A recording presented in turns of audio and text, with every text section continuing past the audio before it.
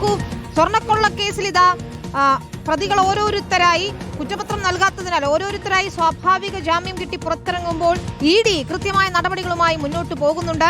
സ്വർണ്ണക്കൊള്ള കേസിൽ ഇതാ കൂടുതൽ പേർക്ക് ED നോട്ടീസ് അയച്ചിരിക്കുകയാണ്. ദേവസ്വം ബോർഡ് മുൻ സെക്രട്ടറി S ജയശ്രീ, ഇടനിലക്കാരൻ കൽപേഷ് എന്നിവർക്കാണ് നോട്ടീസ് അയച്ചത്. അടുത്തയാഴ്ച ചോദ്യം ചെയ്യലിന് ഹാജരാകണമെന്നാണ് നിർദ്ദേശം. SS ശരണാണ് ചേരുന്നതിന്റെ വിശദാംശങ്ങളുമായി. ശരൺ, നിർണായക ചോദ്യം ചെയ്യലുകളിലേക്ക് കടക്കുകയാണ്. കൽപേഷാണ് ഇതിൽ ഇടനിലക്കാരനായി നിന്നുകൊണ്ട് സ്വർണം കൊണ്ടുപോയതും കൊണ്ടുവന്നതും അതായത് ഒരുക്കി മാറ്റിയതിലൊക്കെ നിർണായക പങ്ക് വഹിച്ചതും എന്നാണ് SITയുടെ കണ്ടെത്തലായി വരുന്നത്. അപ്പോൾ എത്രത്തോളം നിർണായകമാകും EDയുടെ ഈ ചോദ്യം ചെയ്യൽ?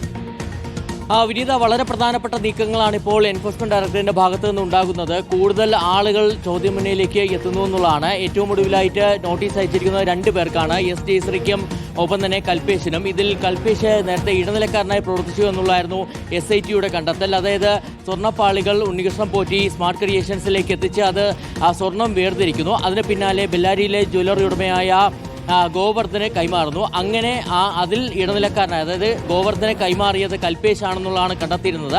അങ്ങനെ കൽപേഷിനെ സാക്ഷിയാക്കാനുള്ള നീക്കത്തിൽ കൂടിയാണ് SIT ഉള്ളത്. ഇതിനിടയിലാണ് എൻഫോഴ്സ്മെന്റ് ഡയറക്ടറേറ്റ് ഇയാളുടെ സാമ്പത്തിക ഇടപാടുകൾ പരിശോധിക്കാൻ തീരുമാനിച്ചിരിക്കുന്നത്. ഉണ്ണികൃഷ്ണൻ പോറ്റിയുമായി സാമ്പത്തിക ഇടപാടുകൾ ഇതിന്റെ മറവിൽ നടന്നു എന്നുള്ളതാണ് ED പരിശോധിക്കുക. ഒപ്പം തന്നെ S ജയശ്രീ നേരത്തെ ദേവസ്വം ബോർഡ് മുൻ സെക്രട്ടറി ആയിരുന്നു. അങ്ങനെ സെക്രട്ടറി ആയിരുന്ന സമയത്താണ് ഈ സ്വർണ്ണപ്പാളികൾ ഉണ്ണികൃഷ്ണൻ പോറ്റിക്ക് കൈമാറാനായിട്ട് ഉത്തരവിട്ടിരുന്നത്. അപ്പോൾ ആ ഉത്തരവിന്റെ മറവിൽ സാമ്പത്തിക നേട്ടം ഉണ്ടായിട്ടുണ്ടോ എന്നുള്ള പരിശോധന കൂടിയാണ് ഇവിടെ നടക്കുന്നത്. അതിന്റെ ഭാഗമായിട്ടാണ് ജയശ്രീക്കും നോട്ടീസ് നൽകിയിരിക്കുന്നത്. എന്തായാലും കൂടുതൽ ആളുകൾ വൈകാതെ തന്നെ EDക്ക് മുന്നിലേക്ക് എത്തുമെന്നുള്ളതാണ് നമുക്ക് മനസ്സിലാക്കാൻ കഴിയുന്നത്. നിലവിൽ ഉണ്ണികൃഷ്ണൻ പോറ്റിയുടെ സാമ്പത്തിക ഇടപാടുകൾ കേന്ദ്രീകരിച്ച് അന്വേഷണവുമായി ED മുന്നോട്ട് പോകുന്നു. ഉണ്ണികൃഷ്ണൻ പോറ്റി ആരുമായിട്ടൊക്കെയാണ് സാമ്പത്തിക ഇടപാടുകൾ നടത്തിയിട്ടുള്ളത്? ഇതിനകം തന്നെ ED കണ്ടെത്തിയിരിക്കുന്ന ഉണ്ണികൃഷ്ണൻ പോറ്റി വലിയ രീതിയിൽ തന്നെ സ്വത്തുക്കൾ ഇതിലൂടെ വാങ്ങിക്കൂട്ടുന്ന സാഹചര്യമായിരുന്നു എന്നുള്ളതാണ്. എന്നാൽ അതിനപ്പുറം ഉണ്ണികൃഷ്ണൻ പോറ്റി ആർക്കൊക്കെ പണം കൈമാറിയിട്ടുണ്ടെന്ന് കണ്ടെത്താനുള്ള അന്വേഷണത്തിലാണ് ED ഉള്ളത്.